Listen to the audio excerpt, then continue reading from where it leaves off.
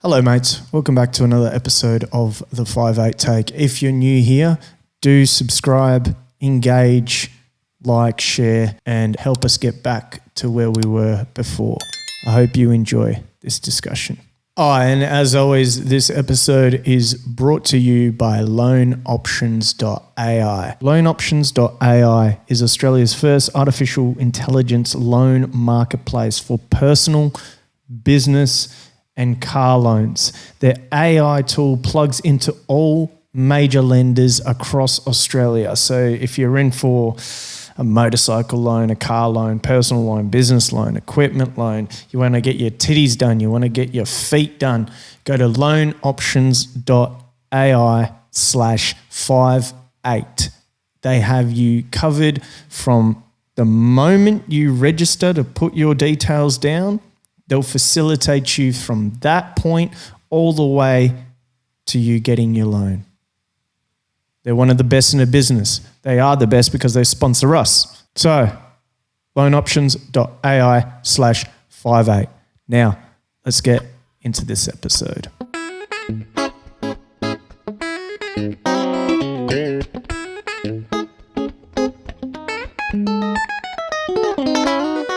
You're listening to the FIVE8 Take, Australia's podcast. Eat liver, gain knowledge, and always tan your balls. I'm sure you've had a ransack through my content. Maybe you've done a few scrolls. Just get your perspective, mate. Just on the content that I do, I'm sure there's a few people that I've interviewed that you may not like, but on the content that you've seen so far, honest opinion, shoot me. Well, yeah, that's a good question because, you contacted me. I was like, who's this guy? And anyway, you said I could come on your podcast. I said, that sounds like fun. And I told my admin, I said, I'm going on a podcast with this guy. Should be fun. And he goes, he's from the movement. I said, what do you mean he's from the fucking movement? No, he sounds like just a normal guy. He goes, no. So then I went on to your Instagram. Yeah. And like I'd been on it before, but I hadn't really had a look. And I had a look and I just seen all my enemies on there and shit. I'm like, oh, this guy's in the freedom movement. I'm like, he's fucking nuts having me on his podcast because a lot of your followers hate my fucking guts. They're not going to be happy that you've spoken to me. No, they won't. I think I'll copper. I put a little thing of like, shoot me some questions for you.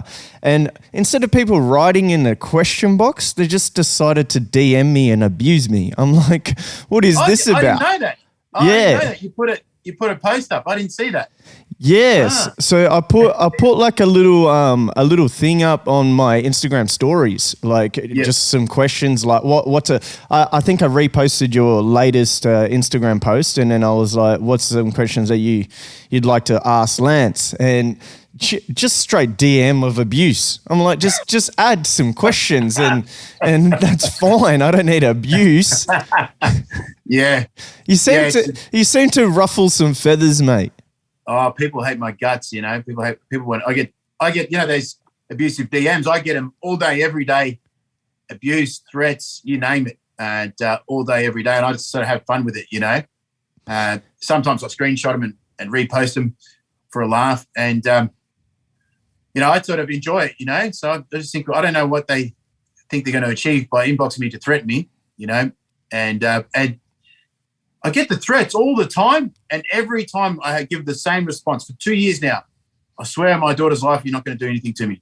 Every time, same response. I swear on my kid's life, you won't do nothing. You won't do anything. And I use some abusive language as well. And I just say that, you know what I mean? To everyone that inboxes me, I just say, I bet my kid's life on the fact you won't do nothing.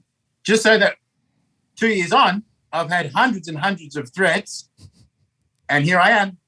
No one's done nothing. You know what I mean? Because what they don't know, what I know, is threats are just that. They're just words. If someone's going to get you, they're not going to tell you about it first and give you the heads up. You know what I mean? So I know when they're making the threat, they're not going to carry it out. So, but they don't know that. When they're saying it, they kind of think it because they're idiots, Yeah. But I've been around the traps. I know how it works. So I know how violence works, and that's not how it works. So I just sort of have fun with it. People hate me. How do you keep that that mentality strong towards like the trolls, because everyone gets hated online and a lot of people are like, just brush this off, it doesn't really affect me. And I like myself, I do that a lot as well. But sometimes I'll read something and it does a bit like sometimes affect me. And I've been on like 3-hour phone calls with some people that just wanted to contact me for no reason, like abuse me. And then later on, they're like, oh, he's not so bad. He's not what I thought he was and all of that. And I'm like, after it, I'm like, it's great that I had that conversation. But in my head, I'm like, why was I justifying myself to a random dude? Like, why did that hit me? And I feel like a lot of people these days, they get abusive message online and they might spiral down into a negative state of mind. How do you keep positive?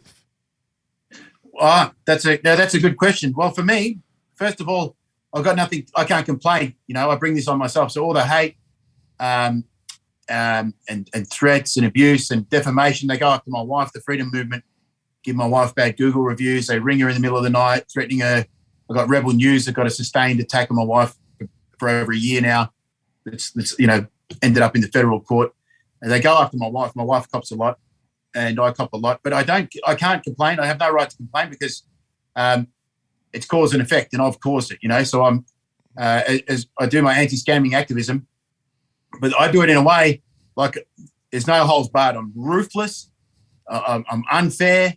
I go over the top, you know what I mean? I mock these people with bad language, bad humor. It's absolutely relentless, ruthless, and cruel. I'm cruel to these people in the freedom movement, the people that make money from the freedom movement. I'm so cruel to them. I fuck their lives up. I get their GoFundMes taken down. I've built a little team of anti-scamming activists. We've got registered informants. We've got people making reports to all different government agencies all the time. It's grown into this little network of anti-scamming activists. And but the online stuff with the videos, I just make these crazy, stupid videos, but they're so harsh. They're so fucking harsh. Some people are bloody depressed after some of these scammers, like they're in tears. They're going to the police. They've got the police here all the time. They're at the police station whinging about me, So it's relentless, ruthless anti-scam. What I do, it's ruthless and relentless, and it's cruel, and I'm proud of it. But when you participate in that sort of behaviour, obviously you're going to get a lot of fucking backlash. You know what I mean? Obviously, you're going to get a lot of backlash and threats and abuse and like I said, and the attacks on my wife. So, it's cause and effect. I've caused it. It's I haven't chosen to be an anti-scamming activist and just make these nice, polite videos and say this is wrong for these reasons. I make these videos and go, he's a scamming fucking rat. I'm relentless. I don't know if you've seen my videos. I have toned them down a bit in the last 6 months because I've got a lot of nerds following me now. I've been made a lot of new friends on Twitter. I got a few nerds, so I have toned down the language and the rhetoric just a little bit. But yeah, it's ruthless, and someone gets a GoFundMe taken down, they start another one, we get that taken down. And this has been going 7 days a week for 2 years, It's really, really, really ruthless and relentless. And I've done a lot of damage to the freedom movement, and I really fuck with them, like I fuck with their heads, I sit here with my crystal ball when I know there's an article coming out in the paper about them. I'll do a psychic reading here, I'll do a video and say, I reckon you guys should read The Age tomorrow, page 2, And then the next day, sure enough, it'll come out another spread on someone in the freedom movement. So they know I'm behind it, you know what I mean? So I just mocking them. And then to the point where we're even helping the police, assisting the police, in regards to like Nick Patterson, people like that. We find out when they're already in trouble with the police. Then we find out who the informants are. We send them more evidence and more information to help really nail the nails in the coffin. So it's like I said, it's ruthless, relentless we're really attacking these people from all angles, including the videos where I'm just cruel, And so for that reason, I have no right to complain that I'm getting death threats every day and people doing, you know what I mean? So I've caused it, So I've got no right to complain. That's where. And so when I get the inboxes, sometimes they say about my kids and wife, I'd like to lie to you and say it doesn't hurt. Sometimes, It does. It's always about the wife. They always go, you can't really hurt me. I've got nothing to lose. You know, I've got no career. You know what I mean? I've got a sorted past myself. I haven't got some polished image to maintain. Mm. You can't really insult me. You know what I mean? And I embarrass myself online more than people can embarrass me anyway. So they always go after my wife. You know, my wife, you know, she's an incredible person, incredibly successful, probably the most successful female lawyer in Australia. She's got the most successful criminal law firm in Victoria, at least, and possibly Australia. And, you know, and she's very successful and high profile. And so they attack her. You know what I mean? So how do you get to Lance? Well, you can't hurt him. He doesn't give a fuck. He's just a nobody. Oh, but he's got this prestigious wife. We'll attack her. And that's what they do. You'll see Rebel News. They had a relentless campaign against my wife. They posted photos and videos of her. She doesn't even fucking use Facebook. She thinks we're all idiots on the internet. You know what I mean? She's not even engaged. But he attacks her. And like many other people in the freedom movement, attack my wife to get to me. And in the inboxes, it's always derogatory comments about my wife. And to get back to your point, yeah, you know, it fucking hurts a little bit, but I just, like I said, I just go back to that way of thinking. I've got no right to complain. You know what I mean? I brought this on myself. Whatever they're doing, I brought this on myself, so I can't sit here having to whinge. And for that reason, I don't get depressed or sad about it. Yeah, but yeah, it does, you know, they say some really derogatory things about my wife, and I love my wife, you know, she's a good wife. So, yeah, but anyway, that's how the cookie crumbles, you know. How did you two meet? You and your partner and your wife? We both lived at the HMAS buildings in Port Melbourne. There's apartments in Port Melbourne. Yeah. And we both lived in the same apartment building, and we used to walk our dogs on the dog beach there every day. And what do you call it? The classical meeting. You actually met face to face instead of it's online and that. Yeah, old school. Yeah, I just seen her walking her dog, and I'd see her in the apartment, always with a briefcase, walking. She walks through this classy walk about it. And I don't know about you, but I like those classy women, you know, those go-getters, you know, like women that make their own place in the world, that don't rely on men, you know what I mean? Go-getters like that. And so I like those sort of women. And yeah, we were just walking our dogs on the beach.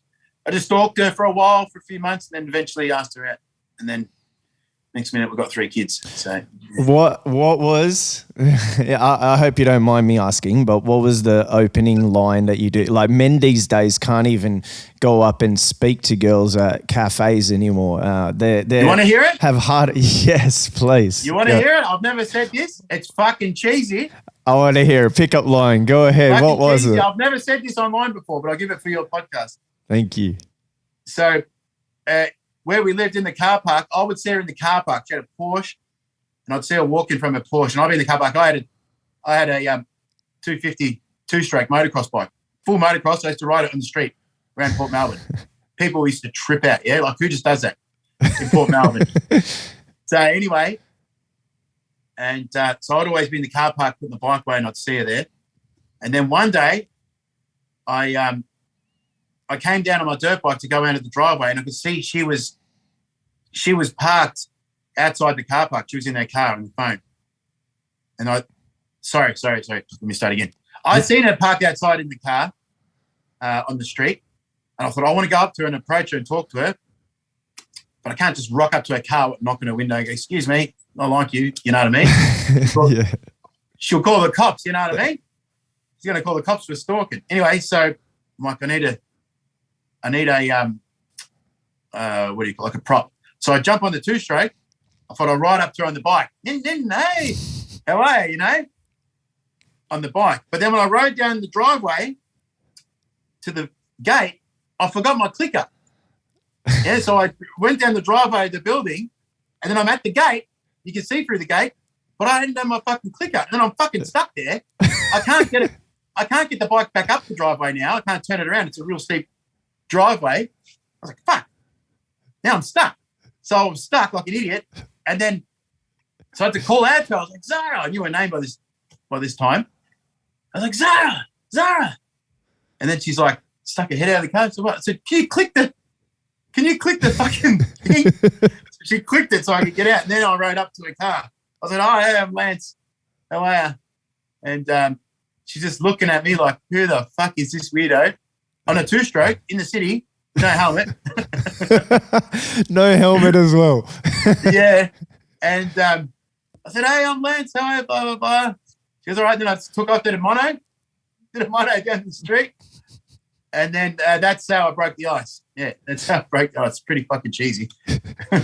The most Australian way to break the ice, mate. Like just on a moto, just down to CBD with no helmet, pulling monos. All you needed was a VB. That's it. That's all that's missing. I love that. So, and moving on from that, we can get back, into what she does, because I guess it's part of a lot of things that's occurred on your end. But before we touch base on that, how did the anti-scammer title land on you? Because from my and also I guess the bumping heads of the freedom movement. Because my understanding is that when this whole thing started, you were you even said that I think Bill Gates and Fauci invested in a biolab in Wuhan at the very start, and you Yes. did these videos that, and I'll quote one of what you said. Don't wear the masks.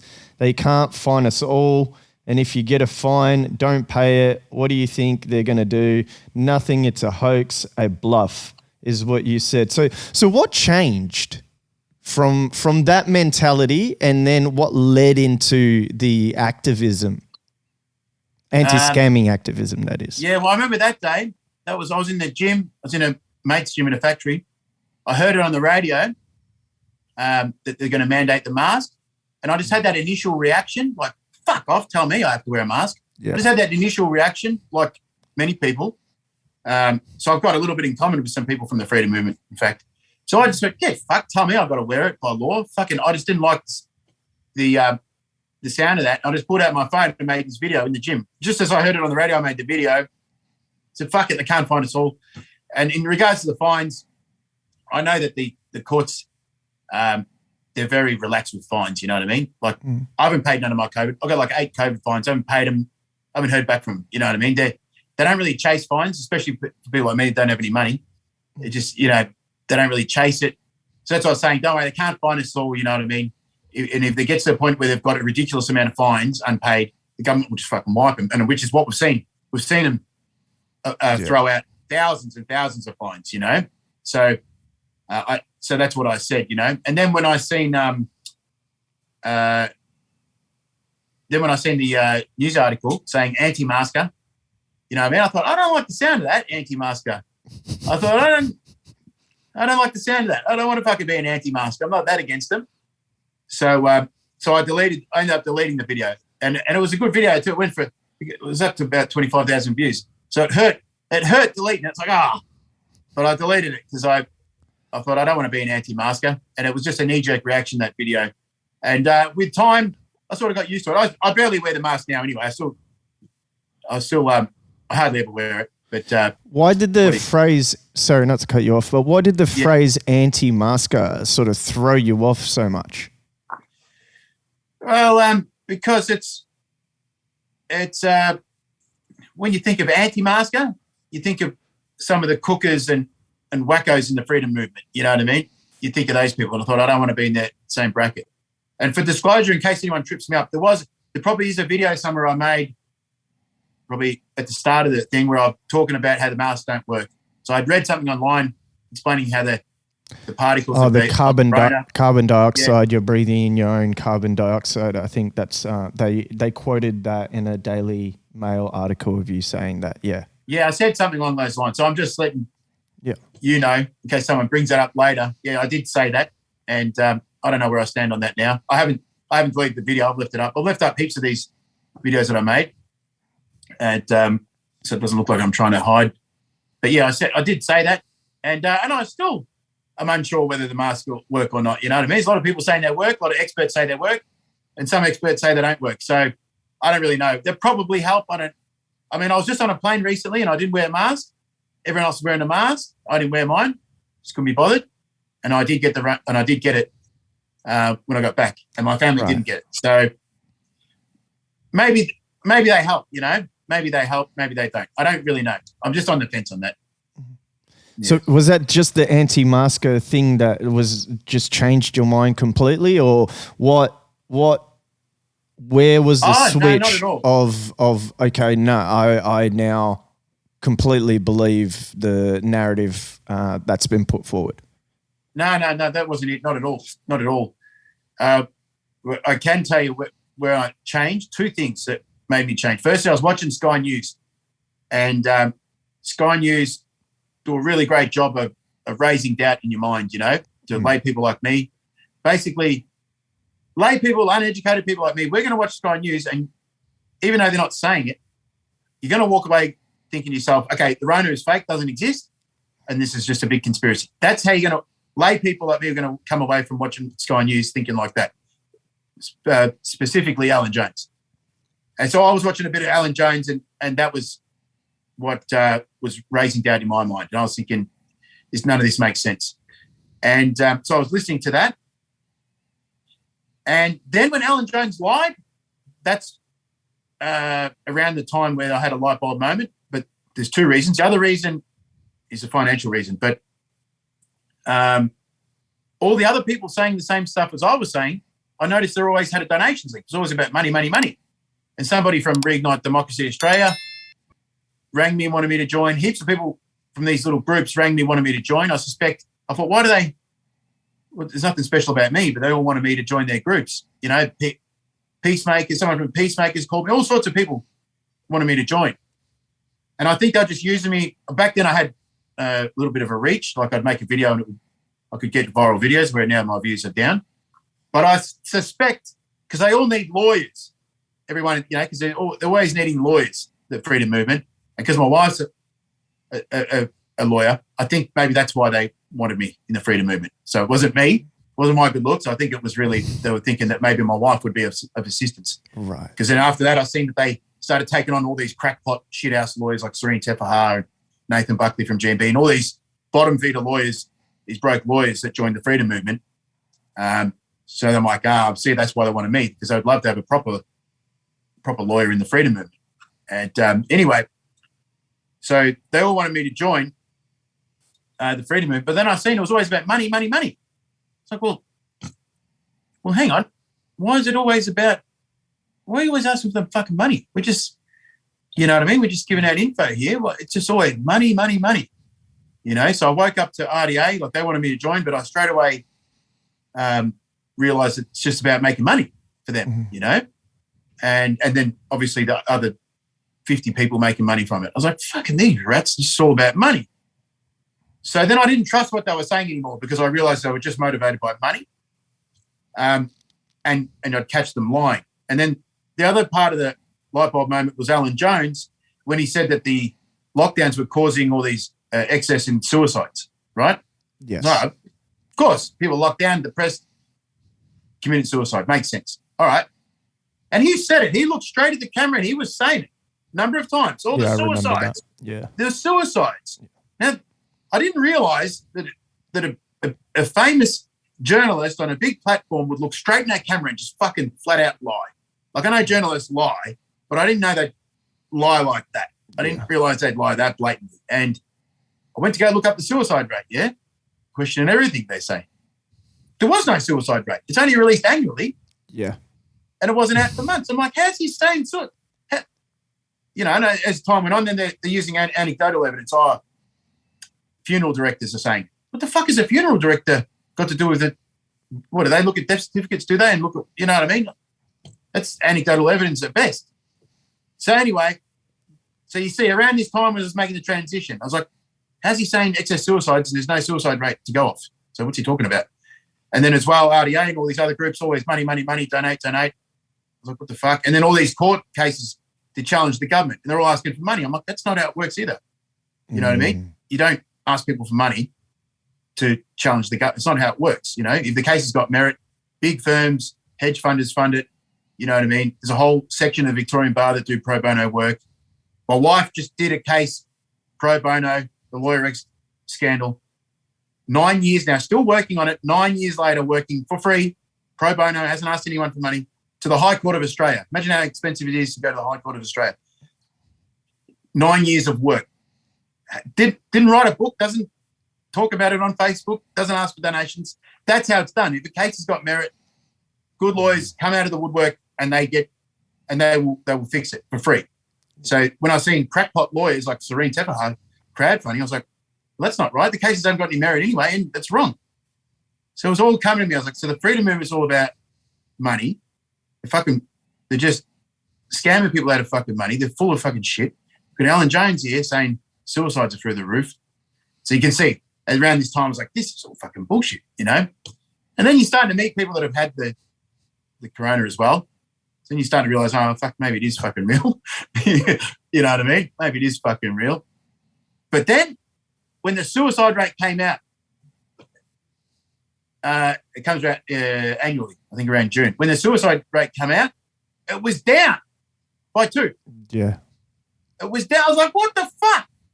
All the influencers are saying. Up 4.3% in Aboriginals, but it was down in European general population. Yeah.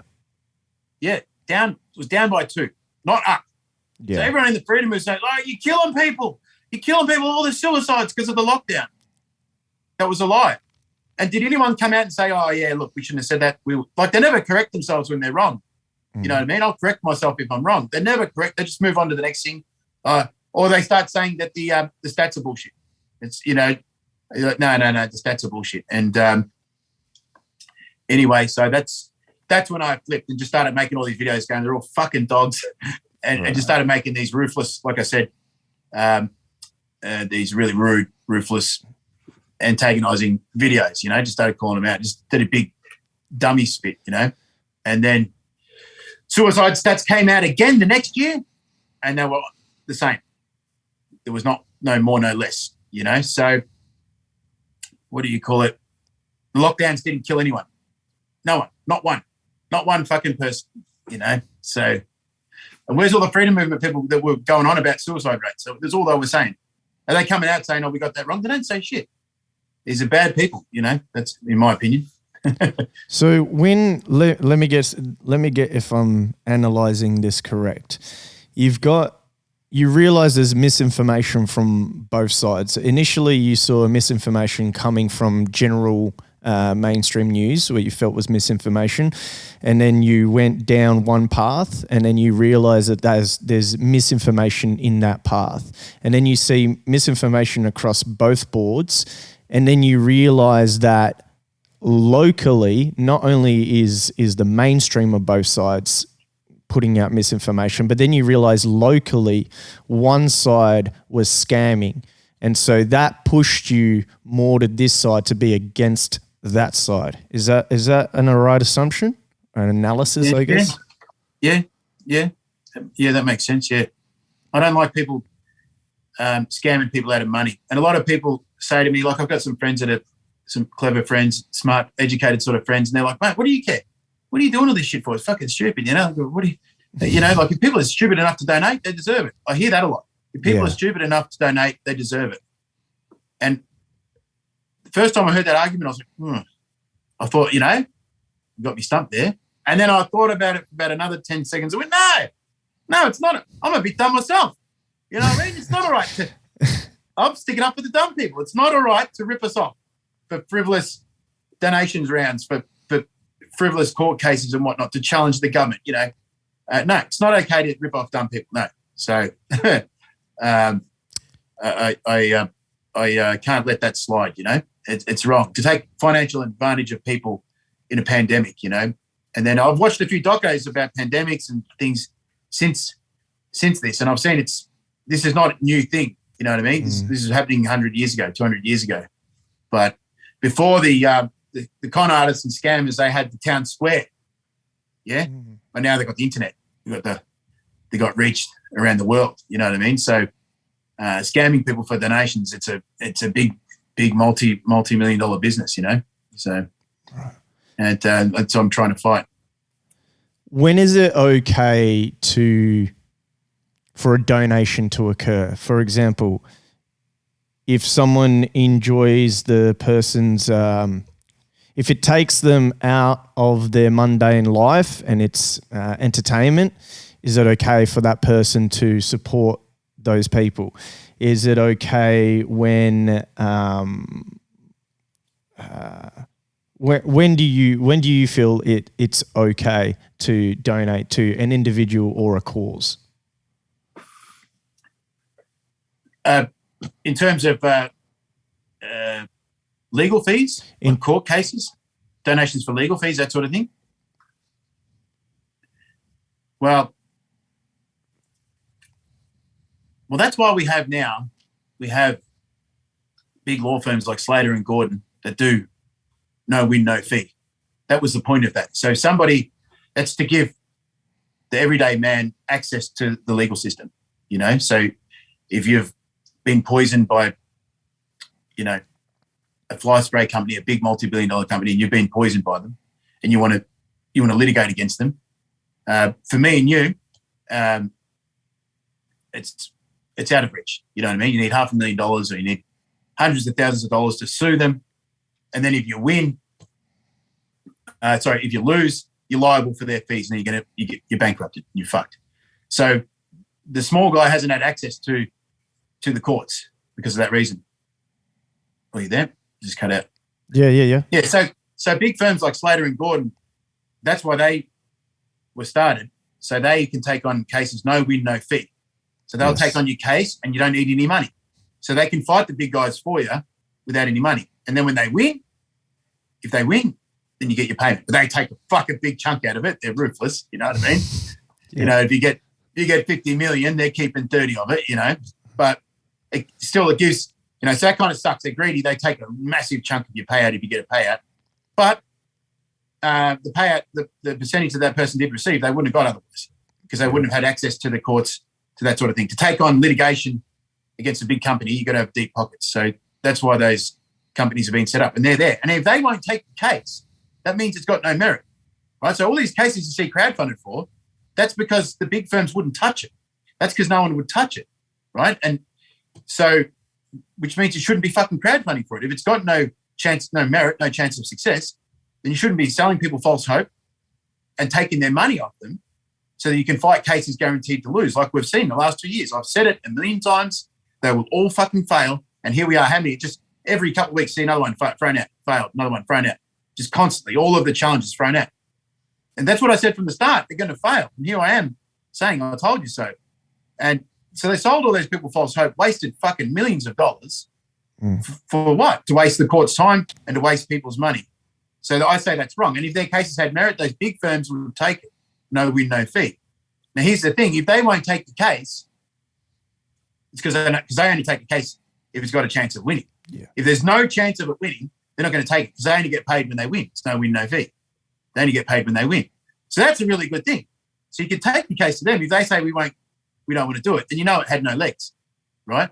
And none of the cases that you've seen on Facebook, on the internet, from AFL, GMB, Serene, Peter Matuk, all their cases have all failed. None of their cases had any merit. If you took any of the cases, their proposed class actions and judicial reviews, if you'd taken them to these big firms on a no win, no fee basis, they would say, no, get out of here. There's no chance of that winning. Get the fuck out. They're all just rubbish cases. And you see that in the judge's remarks when they throw these cases out. They're like, this is just fucking stupid. Half of them get thrown out on the first mention because they're just fucking stupid. Do you believe they know that? Do you believe they know that they're going into these litigations knowing that they're going to lose, and they raise the funds? Because that lady that you mentioned raised $635,000, which is an insane amount. Yes. She raised a lot more than that. She had 3 accounts. She had a donations account, trust account, and her own personal bank account. And so she, well, according to her, it was over $1 million. Over $1 million? Yeah, well, she told the police that she had over $1 million. So insane. Yeah. But she had 3 different accounts. I'm hoping that the authorities investigate it further, you know, and we'll have to wait and see about that. But yeah, that's a lot of money. And the whole time she's saying she's working pro bono. I'm like, what the fuck are you talking about? Pro bono means free. You know what I mean? So what's all the fucking money for? what's all the money for if it's pro bono? It doesn't make any fucking sense. So, yeah, she shouldn't have been doing that. And she's just selling people false hope, you know?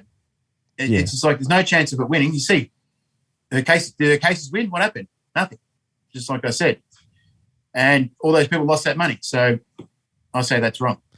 Now, not going to say, do you believe she specifically did she know it? I'm not going to say her, but I'm saying in general, because I think you can probably get sued if you say her specifically. Anyways, in general, do you think these people taking these things to court, that they know what they're doing? That's a good question. First, I'll just let you know, you're not getting sued. No one's suing fucking no one. Everyone threatens to sue each other. Legal bit, that fucking dodgy lawyer legal bit that works for Rebel News. He goes around threatening to sue everyone. He ain't fucking suing no one. No one's suing fucking no one. I get legal threats every day. I write back saying court dickhead and I make 10 more videos, right? No one's fucking suing no one. And all these lawyers, legal bit, Serene Teffaha, you can say they're all scamming rats. And don't be scared. And that's what they do. I'm glad I got this opportunity on your platform because it's a bigger platform and you've got to reach into the movement. This fucking legal threats has got to stop and people are going to stop falling for it. So when anyone says anything about the freedom movement, you know, Manny Shishkiner and Legal Bit and all these fucking rat lawyers start sending people legal threats and everyone falls for it. I've got anti-scamming activists that have given up because they got a legal threat. They got the email, cease and desist. And they shit themselves like, oh, I'm going to get sued. And then they go away. I'm like, don't fall for it, right? It's a bluff. They're bluffing. They are not going to fucking sue you. It's a bluff to get you to shut up. And if you shut up, then they win. So don't shut up. You know what I mean? What do you call it? I think Rebel News threatened legal action against me. Wanted 20 grand, this and that. I'll come out with a video the next day. Rebel News is an organised crime syndicate. I'll just say it. Page boosted it. Got 20,000 views. Do you know what I mean? Just to show everyone, don't fall for this. Don't fall for this. It's just a scam. Everyone's threatening to sue everyone in this movement. Who's sued anyone in the last 2 years? The only person that sued anyone. We interrupt our program to bring you this important message. Do you feel that you lack a bit of energy? Have you ever sat there and been like, you know what? I'm tired. And you know what? I don't know why. Well, we can fix that. 100% beef liver capsules by Ancestral Nutrition. We now have them in stock in our store. So go to the link below to get your beef liver capsules and other organ capsules. We also have heart, kidney, and beef liver all in one. You want to get a hard dick? Go buy these capsules. Go to the FIVE8TAKE.shop. Let's get back into the episode. It's been me. Built my wife. They sued Rebel News and won, regardless of how they characterise it. So, but everyone else is threatening to sue everyone. Relax, man. Anyone sends you those legal threats, I'm sure you've got them. Right back, see you in court, dickhead. Right? Because to sue someone, mate, you've got to take a massive risk, a lot of money, a lot of trouble. You've got to show what they said isn't true, right? So if I say Manny Shishkin is a scam and low-life rat, and I say it all the time, he's a fucking scam and rat, if he sues me, right, and I say, and I don't settle in the mitigation, I say, no, let's go to court. Fuck it. Let's go into the federal court. So he would have to prove that what I'm saying is not true and therefore defamatory, right? Do you think any of these people want to be in the federal court trying to convince the federal court that what they're doing is all above board and ridgy ditch? It's the last place they want to fucking get. They do not want the court scrutinising over their work, their accounts, the cases they've taken on. They do not want the federal court scrutinising what they've been up to. They do. The last place they want to get is into litigation court, believe me, right? Because then when you get there, like, oh, now I want the evidence, I want your accounts, I want this. They don't want that. These people, these scamming lawyers from the freedom movement, they are not fucking suing no one. They can't. You know what I mean? They open themselves up to a lot of risk by exposing themselves in the federal court. So it's just a threat. It's just a threat. And I'm sick of people falling for it. Don't fall for it. You know what I mean? Especially I mean, if you're talking about Serene Teffaha and, Nathan Buckley from GMB, the proper scammers. If you say that these guys are up to no good, they're scammers, they're not going to sue you, guaranteed. You know what I mean? So don't be scared. It's all the people that get those legal threats. Don't fall for it. Don't fall for it. They're just that. They're just empty threats, and they're not going to fucking sue you. So that's what. Sorry, I get a bit heated. It's just I'm sick of this. The threats from the freedom movement. The threats of litigation to silence people who speak out against the freedom movement. It's like, I thought you were all for freedom of speech, but someone calls you a scammer or says what you're doing is unethical or unlawful. Straight away, you got legal bits sending the legal letter, cease and desist, to shut up and delete your post. I thought you was about fucking freedom of speech and complain about censorship. But behind closed doors, the leaders of the freedom movement are fucking sending the police to people like me all the time. I've had a subpoena. I've had Rebel News subpoena me, wanting to know what correspondence I've had with the newspaper. Sending me a subpoena, wanting me to hand over my emails between journalists. I thought you was about freedom of speech. I've had Rebel News subpoena Victoria Police to get my criminal record so they can publish it. What happened to you know what I mean? So, yeah, these people don't believe in freedom of speech, and then they get their lapdog, Manny Shishkinair, and the other dodgy lawyers to send people legal threats to silence them, and it fucking works. I thought it was a freedom. You know what I mean? I thought they complain about censorship. But then they're censoring people. You know what I'm saying? So fuck the freedom movement. You know what I mean? And sorry if I have to take a few scalps of. I know there is good people in the freedom movement. You know what I mean? And sorry to those people, but I've had to hurt some people that maybe didn't deserve it. Sorry. You know what I mean? If you're not going to call out the shit heaps and the scammers in your own movement, sorry about that. As I know, I mean, you see the protests, it's not all just whack jobs at the protests. There's all sorts of, you know what I mean? There's normal people. There's police. I know a police prosecutor that was going to one of the protests, So they're not all scumbags, but sorry, you know what I mean? Sorry about that. How do you identify a scammer? Oh, well, that's a big question, you know what I mean? Basically, if you see someone crowdfunding for legal fees on fucking Facebook, right, just to be on the safe side, don't donate because it's definitely a scam. You know what I mean? But how do you identify a scam? Well, that's what I've been learning to do for the last 2 years, That's what I've been doing. Trial and error, just from watching them, Yeah,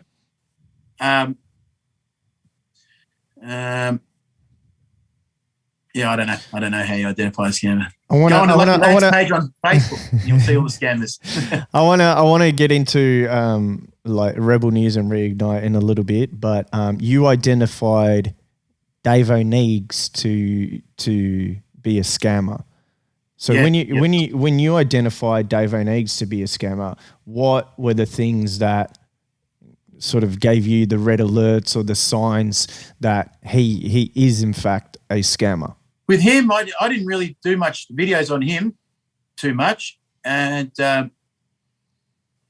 but some people from his past, his ex-girlfriend, so people contact me, family and friends and acquaintances, and they inbox me about all of the different scammers, they wanted me to make videos. His family and his acquaintances. His ex-girlfriend contacted me and some old friends from his gym, and they were saying, you got to go after this Dave Oneegs, and they told me that he used to do this multi-level marketing and he used to always be in the gym scamming people and trying to sell supplements and vitamins. And so apparently from these, people that had contacted me and said he's just been a con artist for apparently forever, So I just get all these people coming out of the woodwork. Like, for instance, Mike Palmer from Know Your Rights. Like, his ex-wife called me. So they all inbox me, and then I call them on FaceTime, and they all tell me all this information. So they're kind of bitter because they've been fucked over by these people in the past. So a lot of these people have been fucked over by the people you see in the freedom movement 10 years ago and stuff. Because, a lot of these people have been scamming for a very long time, I had someone call me who bought a gym, a franchise gym off someone that and said, yeah, it got backdoored, bankrupt and whatnot. So they come out of the woodwork and then they contact me and they give me a lot of information. And then I ask them, come on live. And they never want to come on live because they're too scared. And I'm like, what the fuck are you calling me for and telling me all this info if you're not going to put your name to it? And I get real fucking pissed off at them. I'm like a weak cunt. That's why these, you know what I mean? That's why these people get scammed, because no one's got the balls to expose it, Yeah. So anyway, so that's how a lot of information gets flooded to me like that. And that's what happened with Dave Oneegs. And then I started looking at him and I've got nothing wrong with what he says. His rants about what he believes, things that he believes. I've got a real problem with that. It's just when they monetize it, buy the T-shirts and that. Then I'm like, so you think the world's ending and we're in such a catastrophe and this is such a sense of urgency and the government are doing such bad things to us and all these things, what he says, that this thing's going to kill us and population control, all these really fucking serious things that you're saying, but then you want us to buy your T-shirts. Well, hang on a minute, man. If it was so serious what you were talking about, making money would be the last fucking thing on your mind. You know what I mean? You wouldn't be worried about making money. The world's coming to an end and you're taking on this really important task. Well, why do you need to monetize? As soon as they monetize it, I'm straight away suspicious. You know what I mean? I'm fucking suspicious on it. And then you got to question, is the content they're making to help increase sales and increase revenue? You know what I mean? Is their content motivated by revenue? Does that, you know what I mean? Because money is the root of all evil. Do they then get corrupted by the money? You know what I mean? I believe they do. And with Dave Oneegs, then he came to my attention when he raised the $500,000 for the flood relief, and people contacted me from that town. Same thing, didn't want to come on live. So I just had to sit here taking notes and I made some videos. But apparently he was just there for a photo opportunity, wouldn't help anyone, just constantly taking photos. They were fucking real. There was an actual charity there that were really fucking pissed off because they were actually there's an actual charity in, I forget the town. It's in one of my videos. They had an actual charity. And then when they were going around trying to help people, a lot of the residents thought they were part of Dave Oneegs' crew and Hoodie's helpers, and then wouldn't engage with the real charity there because they'd been burnt by Hoodie's helpers. So, so a lot of pissed off people from these towns where Hoodie's helpers and Dave Oneegs was are really disappointed. They said they were eating all the food and using the fuel cards. And then as soon as they stopped giving them fuel cards, they all took off. So all these stories of, so you watch Dave Oneegs' content and then when you speak to people from the town, you're like, yeah, of course. It's no surprise. It's just, And the other thing as well, if he's there doing good deeds on the ground trying to help people, I'm watching his content and going, mate, how have you got time to take fucking 45,000 fucking selfies and videos? You know what I mean? If you're on the ground helping, you know what I mean? So I wasn't buying it. And when the regulator confiscates your bank, that means you did some fucking bad shit because our regulators are soft as fuck in Australia. It's taken us like 8 months to get the ACCC to investigate RDA for $300,000 grift. You know what I mean? It took 8 months just to get a reply on the email. Like the regulator is very, very fucking slow. Let's say slow. I was going to say lazy. Let's say they're very slow. For those that don't know, what occurred? They're just slow. What like happened? When you make a complaint to the regulator, they're just snowed under, and they just haven't got time. Like so many of the people that have crowdfunded illegitimately in the freedom movement in the last 2 years have breached the rules of the ACCC and Consumer Affairs. But when you make a complaint to Consumer Affairs, it's very hard to get their attention. You send them an email, it's on the bottom of a pile of this many emails. You know what I'm saying? So it's very hard to get the regulators to, seize bank accounts and investigate and take action against illegitimate crowdfunding. But with Dave Oneegs, they did. The regulator not only investigated and took action, they froze his bank accounts. So for the regulator, so I'm now getting to know the regulator and how they operate because we report people to the regulator and we see the response and the lack of response. So for them to just come out straight away and, seize his bank account, that means you're on their radar. That means that you've fucking done something really wrong. You know what I mean? To get the bank account shut down that quickly, And he's not a registered charity. There's no, you know what I mean? There's no You know, we don't get to see where all the money's going and whatnot. So I'm not buying it as well. And he's only doing it for his own image. You know what I mean? Like he's not, he doesn't like this. I do volunteer work, for instance. I work at an op shop for the vets, right? I work there once a week. And there's all these other volunteers, dozens of them. They're working there day in, day out for years on end, all these people at the back sorting clothes in an op shop. It's a fucking worst job. No one's got their phone out. You know what I mean? No one's posting about it. Some of these people are doing it for decades. Real charity work at this op shop. There's, you know, a lot of staff there. We've got 2 op shops and an advocacy centre as well for vets. It's a veteran association. There's the advocacy centre for the veterans as well. That's all volunteers. So there's all these people and, you know, and then there's literally hundreds of thousands of volunteers. So all these people that volunteer because they want to do the right thing and help the cause, they don't fucking get their phones out and film it. They just do a good deed. But for Dave Oneegs, he's just not up there, I better go up there and help do some work. Nah, he sees it as a photo opportunity and an opportunity to boost up his profile, get more famous and look, I'm helping, I'm a saint. You know what I mean? That's what it's all about. It's about self-promotion. He doesn't give a fuck about people or about the flood victims. He's fucking rapt. He's rapt that the floods took place. Like, sweet. He was running out of ideas for content. There's content for the next 6 months. There's revenue for the next 6 months. And I get to come out a hero.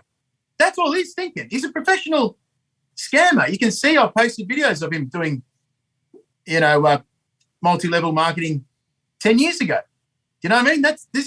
These people are professional con artists, been at this, some of them the whole lives. You know what I mean? So no, he doesn't get any credit for being up there in the floods, claiming to be helping flood victims. No. And especially when, like I said, people contacted me from the town.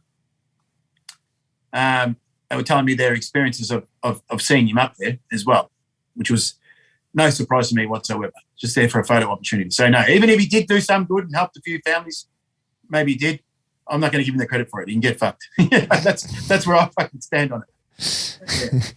So if he, it's a bit of a tough one. If he did assist people, and what I mean is a bit of a tough one, as in like if he did go and help people out, should he have a bit of compensation for that, for being 3 months out of, I don't know what he does. I don't really know the guy. But if he's taken 3 months out of his time to actually assist people, should he be compensated for that? Maybe not 500,000, but would you say expending your time to assist others, it's okay to be compensated for doing that? Well, I don't know. That's the only reason why he's going. So it doesn't even make sense. He's only going there for the opportunity to benefit personally for his profile and financially for his bank account. It's the only reason why he's there doing it. So when you say about getting compensated, I wouldn't call it compensation. The idea in the start is to go there to grift. It's a money. Business plan from the get-go is what you're saying. So from the get-go, it's a scam. So it doesn't matter what occurs in the scam. If it's a scam from the start. Well, and his motivation isn't to help people. His motivation is to get content, to get views, to get famous, improve his image, and get donations. That's his motivation. So you see, that's what I believe, and you'd see that's why it's hard for me to give him any credit, you know, for whether or not he helped a few people or not, you know. And and plus when you brag about your good deeds, it's kind of not really a fucking good deed anymore, you know what I mean? Yeah, so, and he's a liar as well. So, and I proved that he's a liar because he did a few posts about me, and then he called me. I recorded the call and I spoke to him, right? Then I knew, and it was fucking killing me. I wanted to upload that phone call so badly, but my admin guy is like, nah, wait for him to come out with a response. Wait for him to come with a response, you know? And me, I can't help it. Yeah, like I fucking make a video, I want to post it on the spot. You know what I mean? Yeah. I've got no patience. And my mate's like, nah, fucking hold off. Wait till he comes out and says something, you know, lies about it, then upload it. So, all right. To fucking wait, I think it was like 2 days or something. Finally, he comes out and goes, yeah, I spoke to Lucky Lance. completely lies about the phone call. That tells me basically he set me straight, you know, let me know who's boss kind of thing, you know? And I was like, I'm so glad I waited. So the way he described the phone call obviously wasn't that. And then I was like, and I was laughing. I seen it. I made a video. I was at like the kids' soccer. And I was like, Dave Oneegs, you fucked up. I'm about to upload the phone call. And all your followers are going to see you're a fucking liar. For the people that don't know, you were having a back and forth with him online, and then you got his number, and then when you called he inboxed him, me. He inboxed you. He inboxed me. Said, "Can we talk?" Sent me his number. Said, "Can we talk?" Okay, gotcha. Yep. Yeah, he sent me his number. He thought it was going too far because he made a video telling everyone to let them know what they think, right? And then my inbox got flooded, threatening my kids and stuff. People are talking. I even found on one app people were talking about if they knew where my kid's school was and shit like that. And it got all a bit fucking out of hand. And then I did a video of Dave Oneegs with his screaming and yelling and telling people to let me know what they think, you know, basically telling them, you know, directing them at me at least. So I did a video, and this is what Dave Oneegs said, and then this is the result. And then on the video, I just played the screenshots, all the screenshots of the inboxes and all the comments of everyone just threatening me and asking, and people asking, do you know which school these kids go to, stuff like that. You know what I mean? So these people are trying to find out where my kids go to school. Once again, this is the fucking freedom movement. This is the freedom movement. You know what I mean? Trying to find out, because I said bad words about Dave Oneegs and I fucked up one of his grifts. They want to know which school my kids go to. You know what I mean? And then no one calls it out. You know, when people in the freedom movement, you know, do this sort of stuff, you know, threaten violence and stuff, the rest don't come and call it out. So if you know what I mean? They just all ignore it because they're not all violent thugs in the freedom movement. You know what I mean? But the ones that aren't violent thugs, they don't fucking come and call out their own. Call out your own. So I call out everyone. You know what I mean? Lefties, fucking right, whatever. You know, I sort of I'm a professional fence sitter basically. But these people, they don't call out their own for this sort of stuff. And so I played that video, and it fucking looked really bad for him because it shows him saying it to his, tell him what you think, bang, you know. And then in the video, it comes across all the threats and everything, you know. And then I said at the end of the video, see, Dave Oneegs is running a dangerous cult, and I think the police should do something about it. And I posted the video. Then he's like, fuck. He said, so he's gone to damage control. He's like, fuck, you know. He's getting a bit fucking out of hand. Because I could have reported him to the police. You know what I mean? Like I could have made a complaint to police. He would have got arrested 100%. You know what I mean? But I didn't. I don't really go to police for that sort of shit, you know. But so he knew this, you know what I mean? He knew that he'd fucked up. He probably spoke to his lawyers and said, you fucked up, you know what I mean? What have you done? You told people to go after him, and now they're threatening his kids, like, fuck, you know. So he just sent me his number. He just inboxed me his number. I've never spoken to him on an inbox before. He just says, Dave Oneegs, call me. So I called him and recorded the call sitting right here. And it was fucking hilarious. It's a 20-minute call. I don't know if you can be bothered listening to it, but it was fucking hilarious, you know. And it was in stark contrast to the way he characterized the phone call in his video. He comes out in his video all macho, you know, fucking set like he lands straight kind of thing. And then I upload the video, and it's just him just fucking sucking up my ass. You know what I mean? It's just him just fucking sucking up my fucking ass, you know? And then I uploaded it, you know? And then a percentage of his followers are going to see that, you know? So this is what I do. I just chip away at it. These guys have got big platforms. I just chip away at it, you know what I mean? And a percentage of his followers would have seen that and gone, well, fuck. Well, then he lied to us. And he said the phone call went this way, but we just saw the phone call. And he's lied. And that's what I want to do, you know, just wake people up a little bit, you know what I mean, to the lies. And then when they realise Dave's lied, you know, they've seen it with their own eyes.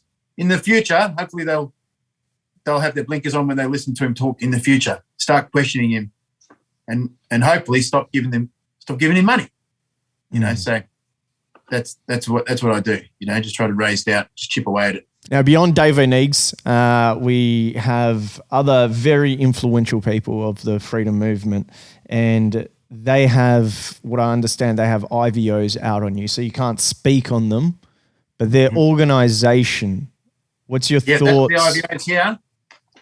That's all the IVOs that I have from people from the freedom movement, so-called freedom of speech advocates constantly silencing me with intervention orders. Which blows my mind that actual people that are for freedom would go to another person and try to silence them in whatever way, even if you disagree with their speech. You shouldn't be going through the courts to silence anyone. So, yeah, when I found that out, I was, to me, it's disgraceful. I know we can't speak about who the particular people are, but let's leave it at that. What are your thoughts of Reignite Democracy as their organisation and what they've done in the last 2 years? Well, obviously, no surprise, I'm not a supporter. I'm against Reignite Democracy Australia. I think that it's just driven a lot of fear and anxiety and sadness in everyday Australians. And I think it's wrong because I've lived in a third world country. I've been to third world countries, and that's made me realise just how lucky we are here in Australia. Like, this is such a good country. Yeah. You know, we live in like kings. No one starves. We've got heaps of work, heaps of charities for the less fortunate. You know what I mean? It's a great country. It's a great first world country, right? And there's plenty of problems. There's plenty of things I don't like about it as well. But as a whole, we've won the Tats Lotto of life to live here in Australia. We're fucking laughing in comparison to most of the rest of the world. Yeah. And it's a really good country with the least amount of corruption compared to overseas, and a lot of opportunity. It's a great country. And I think Reignite Democracy Australia, they just always point out doom and gloom and tyranny and pain and suffering.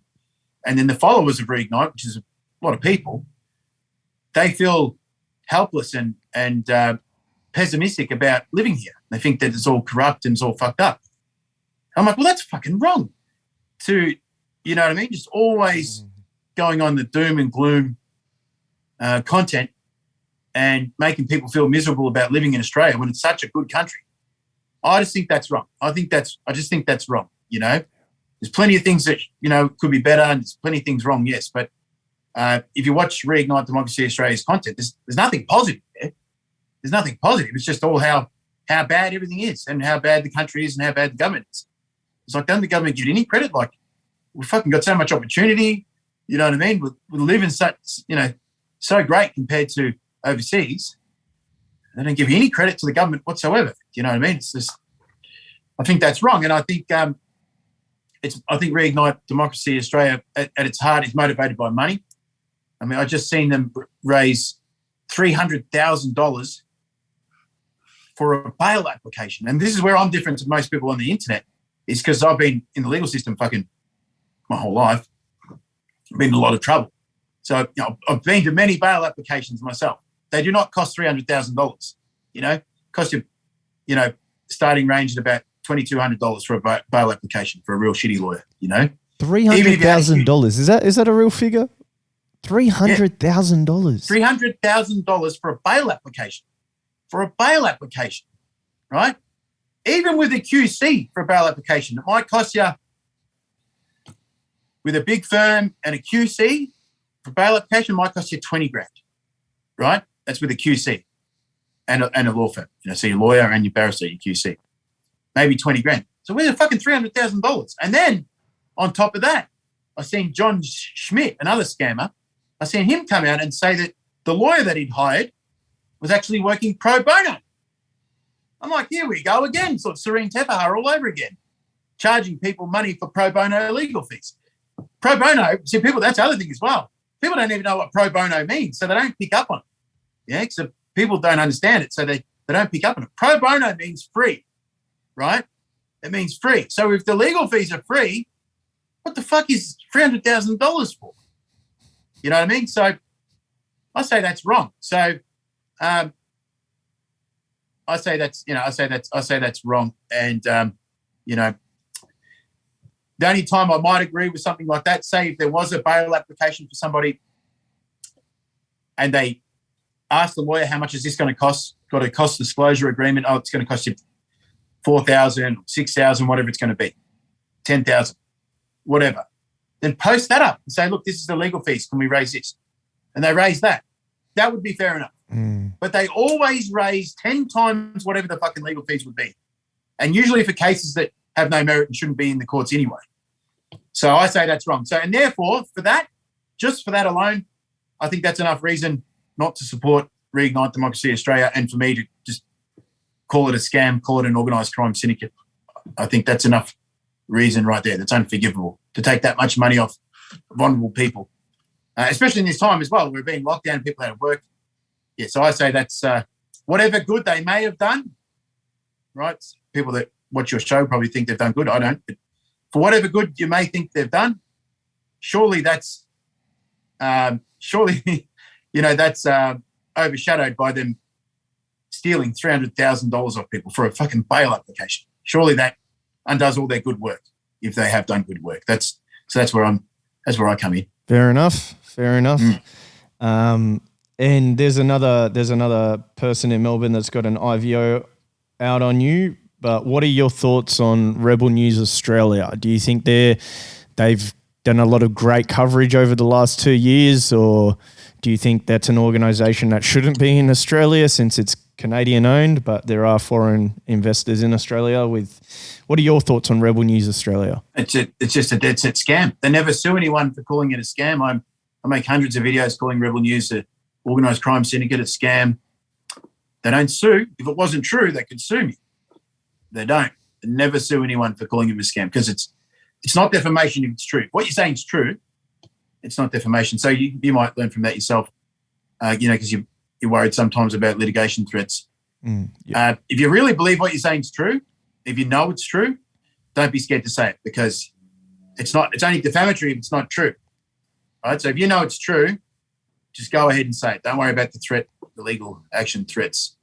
But yeah, Rebel News, it's just a money-making scam. It's what it's all about. It's to make money. I'll give you an example. They raised $100,000 to fight the fines. Yes, I remember that. Well, most lawyers, if you ring them and say, I want to fight my infringement, most lawyers will say, look, honey, I can't take your money here. It's just an infringement. Just fill out the back, tick the box where it says go to court, send it to court. Courts have been closed for most of the last 2 years. They've only just reopened. So what will usually happen is a lot of them, they're just fucking throwing them out, right? They can have them proven and dismissed, which is kind of like throwing it out. Or they might set it down for a hearing, which would be on WebEx. They set it down for a WebEx hearing and you tell the magistrate, oh, look, yeah, I was out of my zone. I forgot. I've lost my job. I can't afford the fine. Sorry, Your Honour. And the magistrate, the only thing a magistrate, there's no excuse for breaking the law. And the court has no discretion, yeah? Yeah. Break the law, that's it. Doesn't matter who you are, what you are. No excuse for breaking the law. Here in Melbourne, we've locked up a magistrate for lying about a speeding ticket. We locked up a magistrate. Doesn't matter who you are, there's no excuse for breaking the law. Yeah. But infringements are the only time there is an excuse for breaking the law. Infringements are the only thing the court has discretion on. So a magistrate can use his discretion and throw out a fine. He's allowed to go, you know what, don't worry about it, even if you're guilty. So he can just dismiss it, have it proven and dismissed. He can just throw it out. So you can just plead your case to magistrate via WebEx and and he can just say, yeah, don't worry about it, and just throw it out. And they did. They threw out hundreds of them. I've got about 8 of them in the drawer over there. I haven't even heard from them, to be honest. So for Rebel News, they see it as a money-making idea. Oh, everyone's got all these fines. Let's fight the fines, right? Fight the fines. Gets people's attention. Oh, yeah, fight the government. All this fighting the system, fighting the big guy and all this sort of stuff. But Rebel News, they know it's just a good way to make money and people are going to fall for it, right? If they really cared, then they would pay one of their lawyers a couple of grand, right, to do a video and explain the process of how you fight your own fight. Fill out this, send it in, if they call you, tell them this, and then there you go. They could just tell everyone how to do it themselves. But if they were to do that, they wouldn't make money from it now, would they?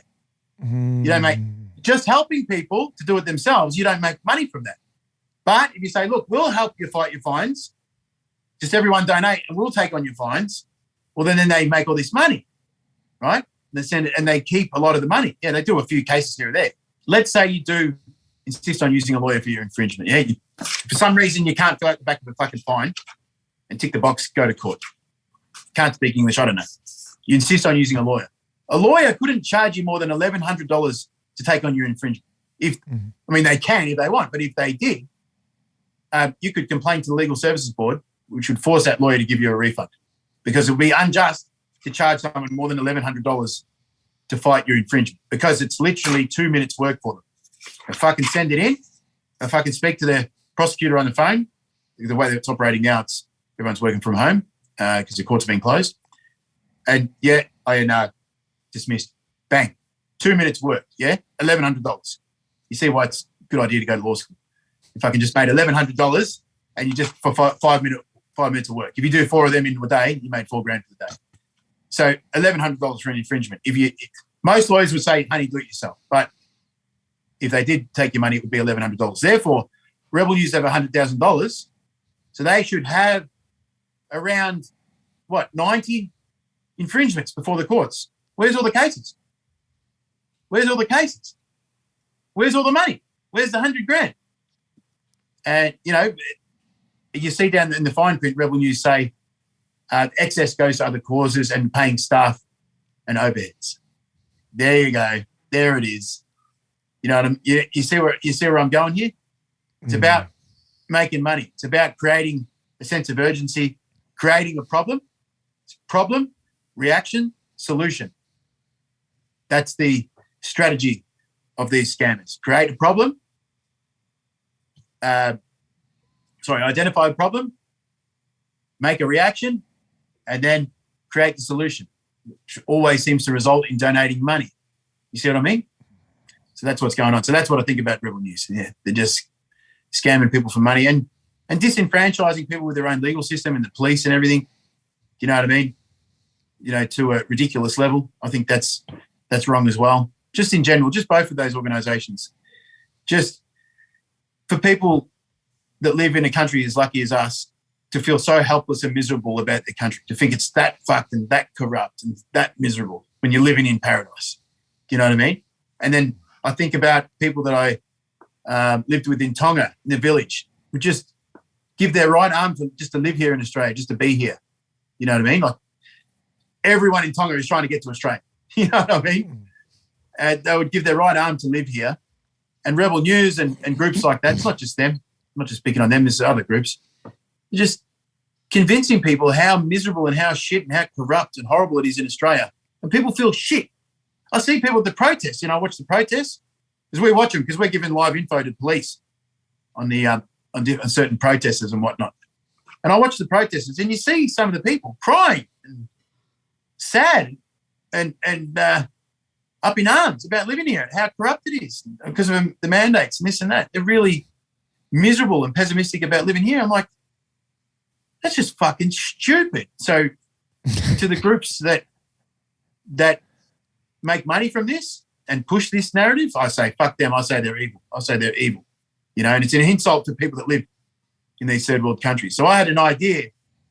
I was thinking all these people that protest, the ones crying, the real extreme ones, maybe we could crowdfund for plane tickets and put them on a plane and send them to a third world country for 6 months. Let them live there. And then as soon as they come back, then bring them back and then interview them and go, what do you think about Australia now? And you watch them have a big fucking change of heart. Oh, yeah. Fuck, it's pretty good here. You know what I mean? Yeah. Fucking living the dream. And before we get to the elephant in the room, which is your past, we can't really go the episode without I actually just want to get your events of what happened. I've read a particular item, a news story, so I'll actually read it to you verbatim and then I'll get your response to it. But before we get there, is there anyone within this freedom movement that you've looked at and you go, you know what, like they're all right, they're good people, this person's good, this person might, may have a misunderstanding or something that I disagree with, but they're good-hearted people? That's a good question. There's a couple of characters in there that are obviously a lot of the leaders of the freedom movement. They're likable, that's otherwise people wouldn't watch them, I suppose. And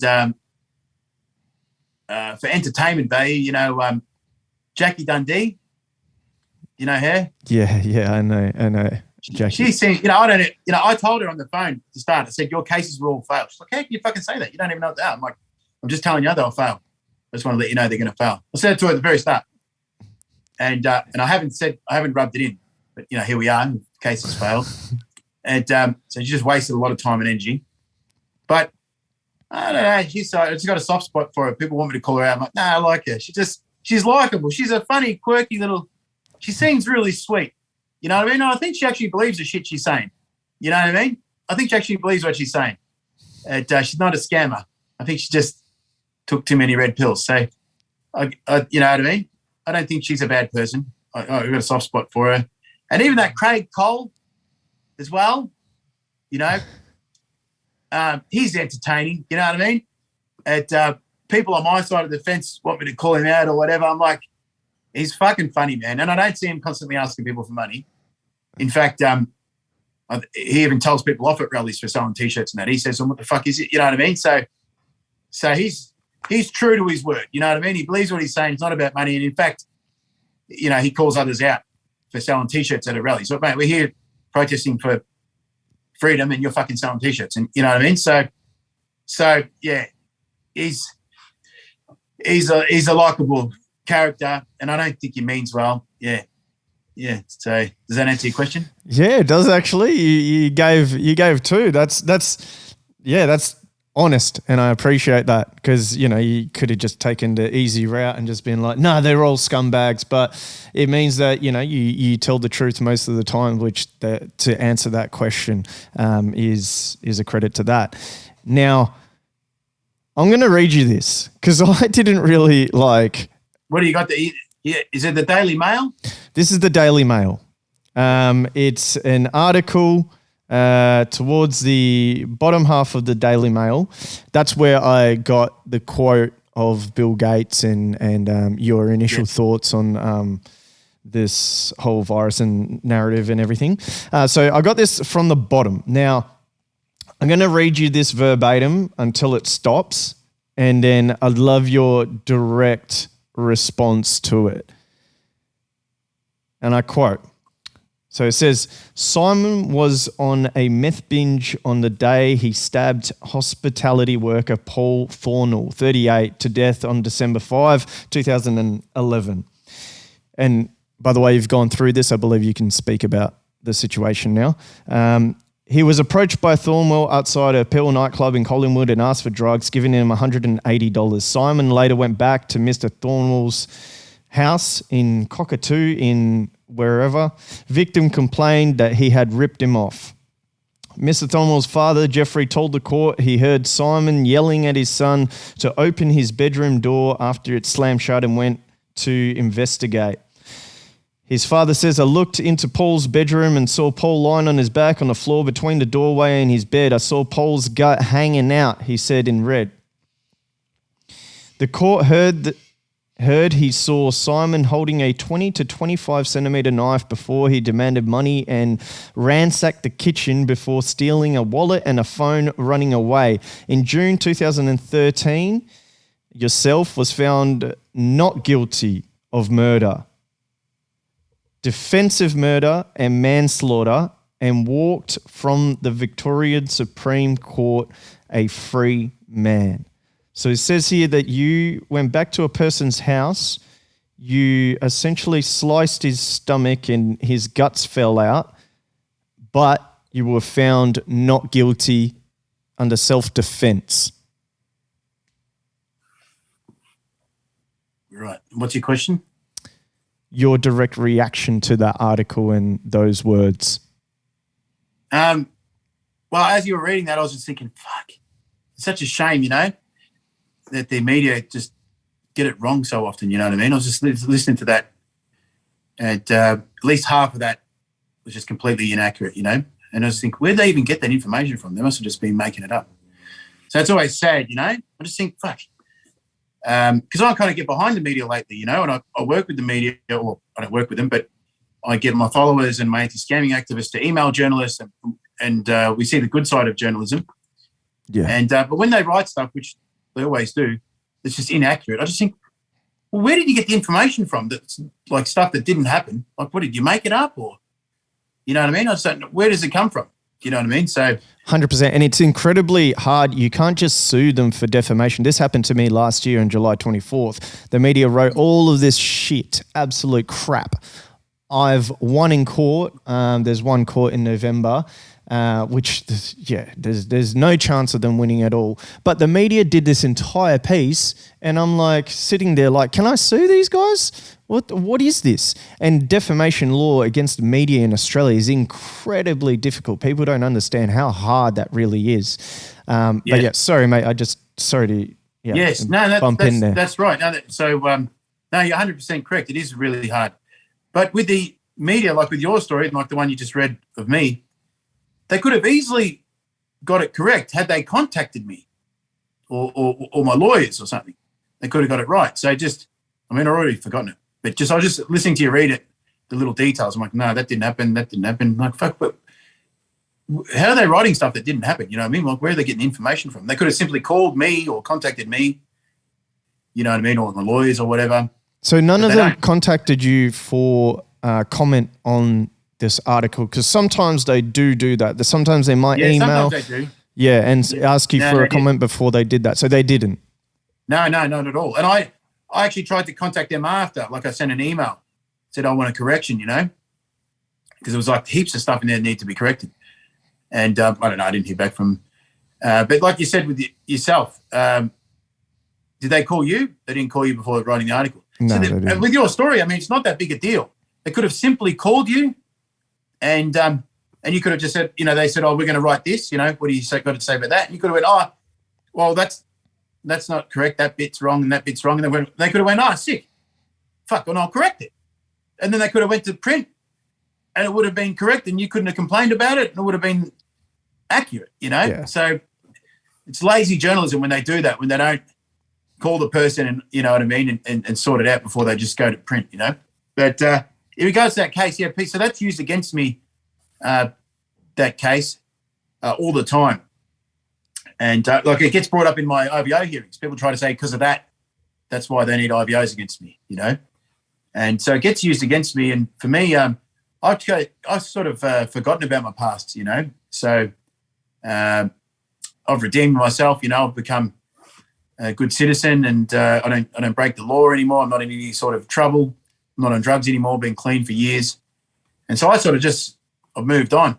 And but people bring that up all the time and remind me of it. I'm like, yeah, fuck, that's not a good look. You know what I mean? And so it is what it is. You know, I don't really know what I can say. That's my past. I've been in all sorts of crazy situations when I was on drugs, and I've been attacked a million times by people on drugs and lived that crazy sort of lifestyle. I don't know what there is to say about it. You know, I don't shy away from it. I shared that article myself when it came out, even though I didn't like it and there was some that wasn't true. I shared it myself so people can't say I'm shying away from it, you know. So what was your initial reaction reading it? Like when you first saw that article, what was your initial reaction? Like I just told you, I was like, it was so inaccurate. You know, like they could have, like the story's already bad enough. It looks bad enough for me as it is. You don't have to embellish it. You don't have, you know what I mean? I am an ex-criminal. I am an ex-junkie. Like it's bad enough. You know what I mean? I have been involved in serious court cases.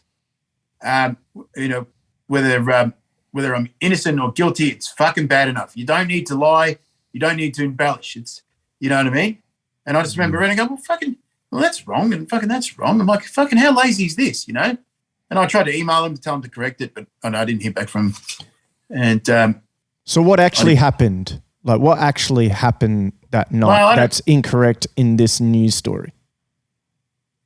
Well, a number of things, like the drug deal and that. It's all, yeah, it's just all, they've just made that up.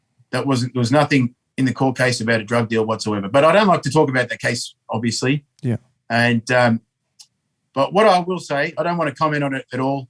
Okay. And I don't want to, you know, I don't want to stir up friends and family. I don't want to disrespect the court. The court's made the decision. I respect the court. I respect the justice system. I don't want to sit here talking about it and bagging it or whatever. So But what I will say is 12 people, I've said this before, 12 people, just like the people watching your podcast. Hopefully it's a lot more than 12. Yeah, it's a few more, but yeah, okay. Well, 12 people, just like the people watching your podcast, were in court, heard all the evidence, not just a Daily Mail news article. They sat in court, heard all of the evidence, and decided that I was innocent. And that's that. Okay. And that's that. And you know, to people that don't, and then there's people that won't respect that. People that don't respect the jury system and respect the courts, well, maybe you should move overseas and shouldn't enjoy the privileges that you get of living in a country with a legal system like what we have. So that's what I'd say. And did your partner represent you? Is that what happened? I had or was it someone else? Malasaka. You know, No. Oh, you're not in Melbourne. No, you're in Sydney. No, I'm in Sydney. Yeah. So there's a law firm down here, Malasaka, Kelly, and O'Reilly. Yeah. And yeah, it's a really top firm. It's a really good firm. And then I had a barrister. His name was Stephen Sheriffs. Chris Dane, QC. Gotcha. Just passed away actually a few months ago. Gotcha. So a barrister, Chris Dane, QC. And yeah, pretty cool guy. And really smart guy. You know, these guys are so smart. You see why they get paid what they. When you see them in action, you're like, you know, people say, oh, they're not worth that $10,000, $12,000, $15,000 a day. You know, they think, oh, that's robbery. That's not right. But then when you see them work, you're like, no, they deserve every cent. You know what I mean? They're extremely smart, you know, and they've got a really important job, you know. So, and same goes for judges as well. I really respect the judges as well. You know, they take their job really seriously. So the media and the freedom movement, everyone bags the courts all the time. They're all fucked up. They're all corrupt and just bag the shit out of them. But most of these people have never gone and spent time in a courtroom. I've spent literally years in courtrooms. And if you spend a lot of time in the courtroom, you will gain some respect for the court because you'll see that most of the time they get it right. And you hear the magistrates, they make very tough decisions and they give long explanations for their decisions. Yeah. And when you sit there and you listen to judges' remarks or magistrates' remarks and you listen to them give their, you know, their final statement, you know, their submissions, you know, for the sentence hearing, they give their reasons why they came to a certain decision. And you can see that they've put a lot of time and effort into their judgment, you know, and you listen to them make those comments. Like I was sentenced once in the county court, and when I got sentenced, the judge's sentencing remarks went for an hour, of him painstakingly talking about each bit of evidence and how he weighed up each bit of evidence and plea material and how he took it into account and how that related to the sentence that he was imposing, you know, for an hour. And I'm just listening to the guy and I had nothing but respect. I'm like, fuck, they take this fucking serious. You know what I mean? The decisions they make, they don't make the decisions lightly. They're painstaking decisions, you know, and but then the public just, they're all corrupt. You know, they're all corrupt. They're all getting it wrong. It's like, maybe you should go spend some time in court cases before you go judging, you know what I mean? Before you just go a blanket ban that they're all corrupt and getting it wrong and doing everything wrong. They're actually doing a lot of great work and they're very smart people and people with a lot of integrity. Yeah, so that's what I would say. I couldn't agree more. I got a lot of respect for the court system. I mean, if it wasn't for the court system, all the corrupt things that happened to me, that's why I was able to win my case. They could have put me in for a very long time if it wasn't for the court system. So I got a lot of respect for the court system and police as well. Even though I did get screwed over and the people that did screw me over got can I say that? Yeah, they've left the force for that situation. Yeah. So, yeah, and that rarely happens. So for that to occur, respect to the courts and respect to good police officers that were in there. And just speaking for the court and great barristers, did you know Zahra was a barrister? Or, did you know her occupation? Like when you met, did you know that she defended like Carl Williams, Tony Mokbel and people like that when you initially met her? Nah. Because what do you call it? Never watched Underbelly and stuff like that. But my housemate had told me, 'cause I was like, Fantastic series, by the way. I reckon they did a good, solid job on the Sydney one. I think it's Golden Mile was the Sydney one. I think the Melbourne one was the first one. Yeah, that's what kicked everything off. I don't know. I never watched them because I was told that it's all made up. You know what I mean? And like characters in the show in real life. Some of the characters in the show that were friends in real life didn't even know each other. I don't doubt that. Yeah. You know what I mean? So when I heard about that, because we obviously heard about it before it came out, obviously, you know what I mean? Because my wife was in it, so they contacted her and whatnot. And I just didn't want to watch it if it's going to be inaccurate. You know what I mean? I'm not really into that sort of stuff anyway, but what do you call it? If it's not going to be accurate, if I already knew from the start that it's not going to be accurate, well, you know what I mean? What's the point of fucking watching it? It's like a documentary, true story, but they're just making it all up. It's like, no, that sort of sucks. Whereas I like a true crime doco by the ABC. It's called Blue Murder. Okay. It's a 2-part series from corruption in Sydney. Roger Rogerson and Eddie Smith. It's about them. So I watched that that movie. It's a 2-part series. I watched that, and it seemed like hard to believe. And then I looked up the Royal Commission documents afterwards. There was a Royal Commission, and I was reading all these documents online, and I was reading like scenes from the movie. I was like, fuck. So they did it quite accurate. Do you know what I mean? They did it fairly accurate because it all came out in the Royal Commission and stuff. I was like, fucking hell. So they at least tried to be accurate, although Abbo Henry, I seen him on a video recently saying, no, it was all made up, it was all wrong. So I don't know. But it was just, I believe that it's a bit more accurate than, say, like Underbelly, for instance. So I hadn't bothered to watch it, but I suppose it's good for us because, I don't know, I suppose my wife probably picks up clients who watch it, I suppose. I don't know. It's probably good for her business, I assume. I'm not sure.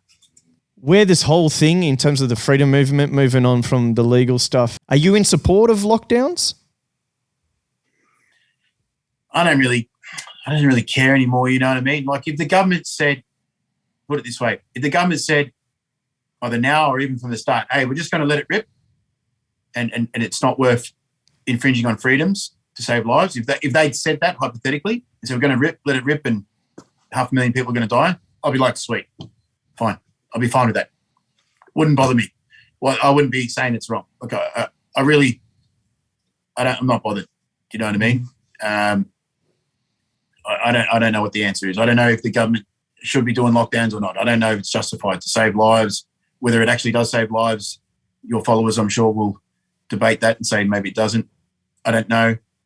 But whether it does or not, save lives, does that justify lockdowns? I really don't know. I really don't know. And I don't bother myself with it too much. What I've learned is I just focus on bringing justice to people that scam people and lie. You know what I mean? That's just it's tunnel vision, is trying to expose people that lie to their followers. And it's so nice to have followers, you know?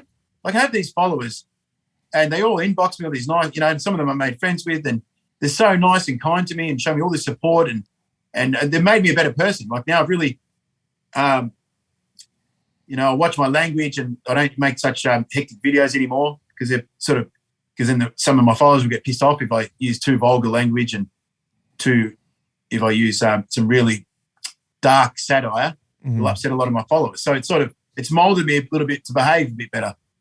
And I really love all my followers. You know what I mean? Like there's so many of them. On my birthday, they all inbox me, happy birthday. I was like, fuck it. Such kind words from strangers all the time. I'm like, fuck, this is so nice.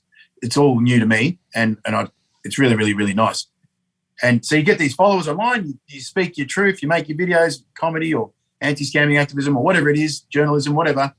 And then you get all these people, strangers, following you and giving you support and encouragement and shares and likes and views and in their case, donations.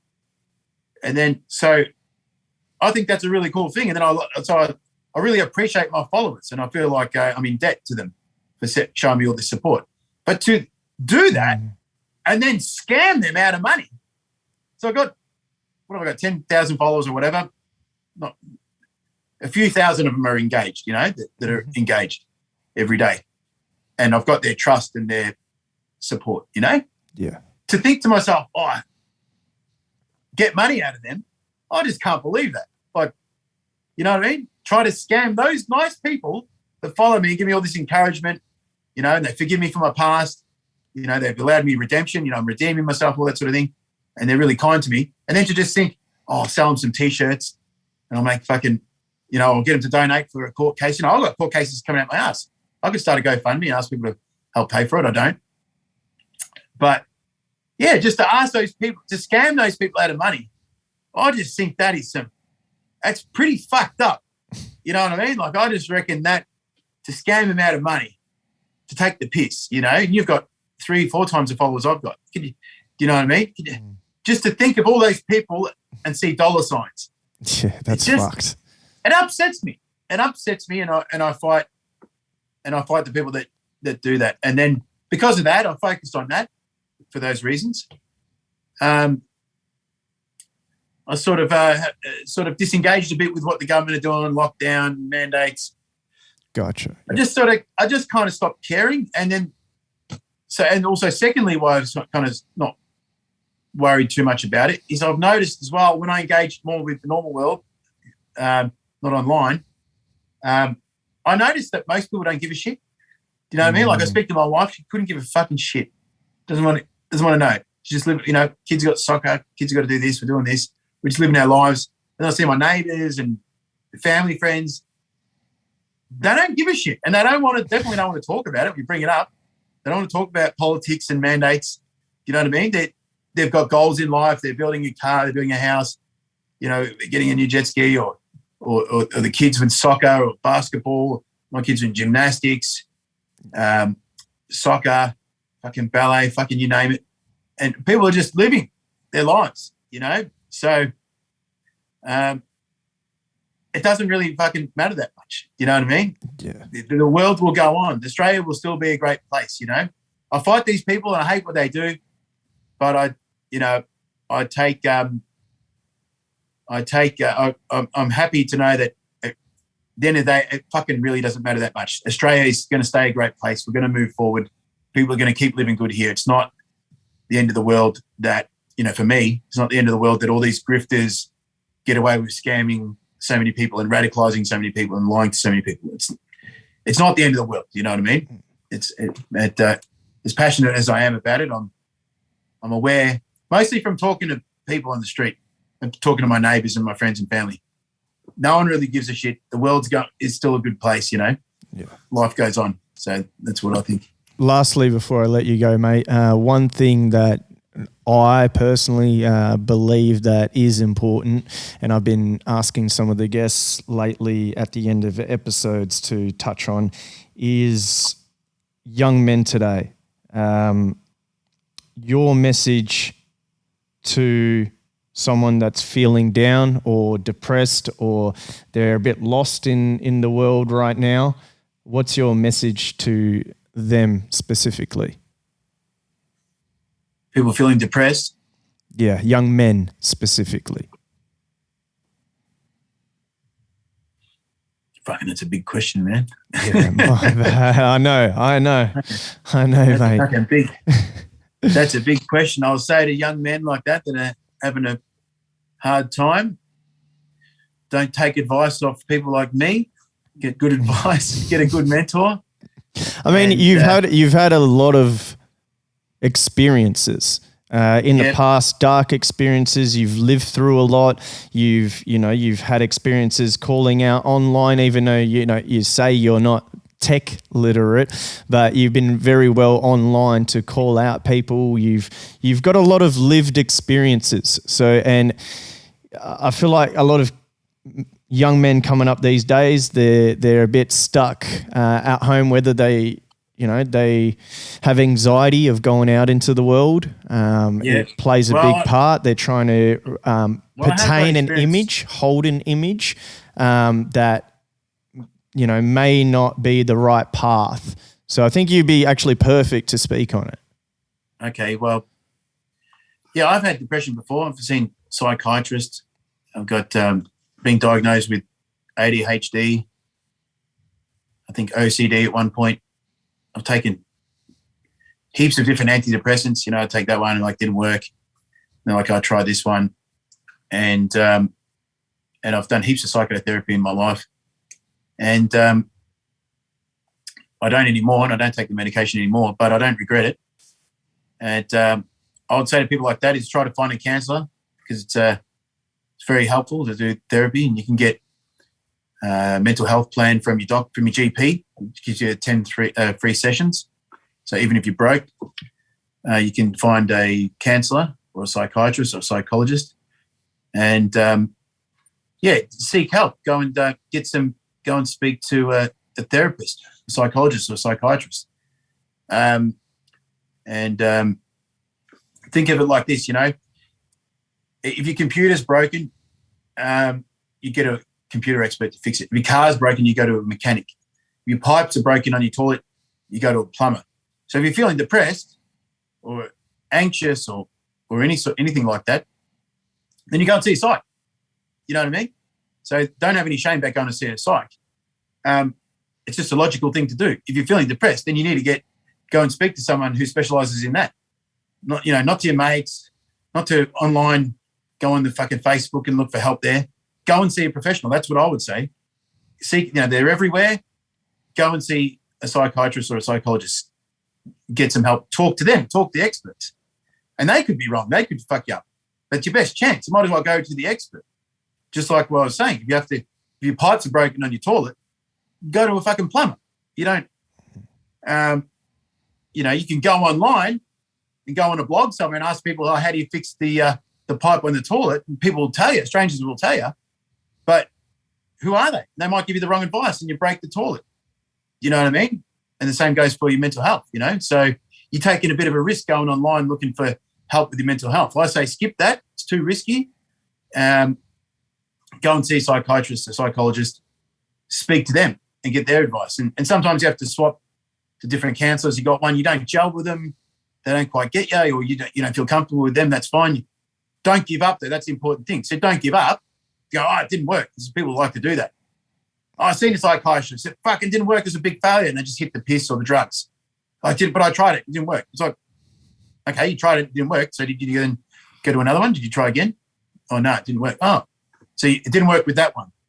But there's 1,200 other registered psychologists in your home state. So did you try it? No, you did. Okay, well, then go and try another one. So that's what I would say. Go to expert help. Don't listen to people like me, as I said. Don't look online for – maybe you can look online for a bit of motivation. Of course, there's a lot of motivational people online. But if you're feeling depressed and anxious to the point where it's, getting serious and hurting your life and you're hitting the alcohol or the drugs, go and seek professional help, I mean, we're in a great country to seek help. There's plenty of help available. And like I said, your GP can give you a mental health plan, which gives you 10 free sessions. And then you can even apply for another mental health plan after that if you need more. So even if you're broke, you can see a therapist. And then if it's, it's really serious bipolar, that sort of stuff, that you might need medication for, then you need a psychiatrist. So a psychologist just does psychotherapy, whereas a psychiatrist can do psychotherapy, but as well, the psychiatrist can write scripts if you need medication. Now, I've been down that road as well, and I'll tell those people my experience down that road. I about 3-4 years ago, what do you call it? I tried a few different medications. I can't remember the names of them.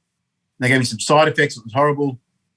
Got past the side effects, and then they would do a follow-up appointment to see how I'm feeling.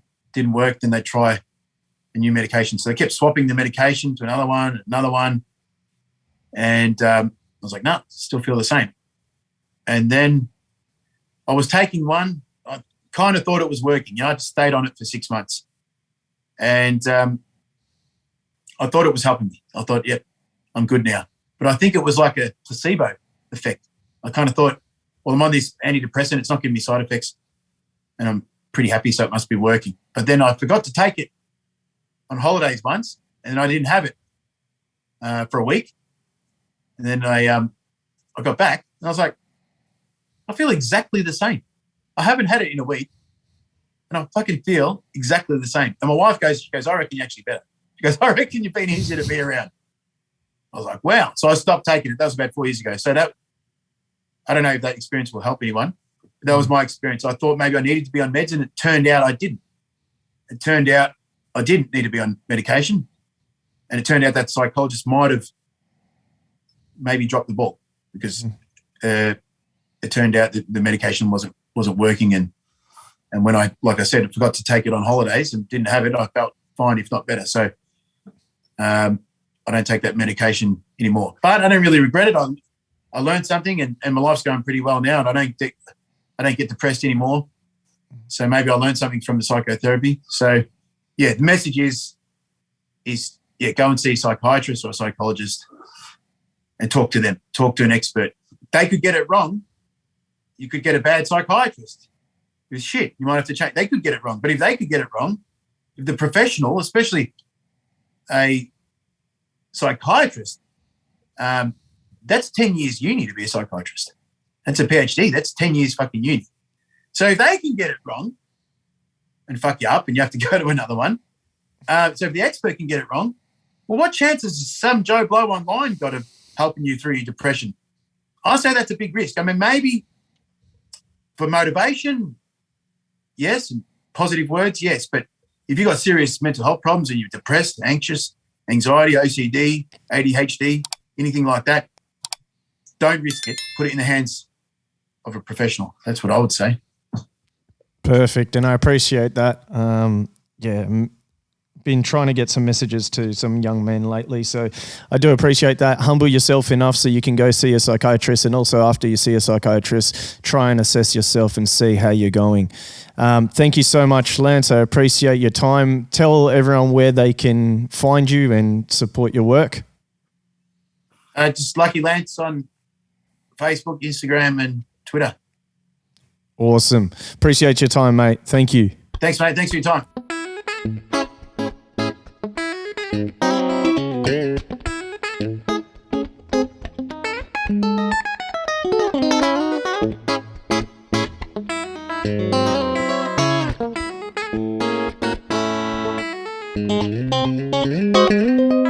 you.